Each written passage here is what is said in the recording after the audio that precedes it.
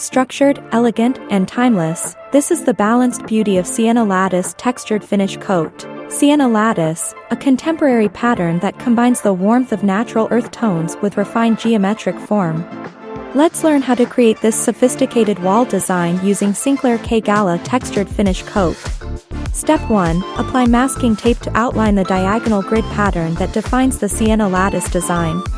Next, use a metal trowel to spread the first coat evenly across the surface.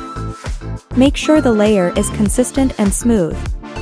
Allow the first coat to dry completely for 4 to 6 hours. Apply the second coat. Use roller brush to achieve the signature texture, a soft, natural surface with rustic character.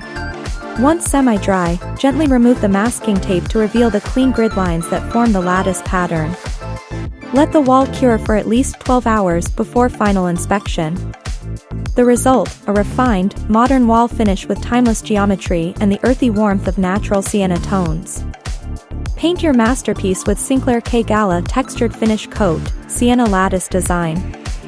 Available at all Sinclair Pro stores nationwide and in the official online shops.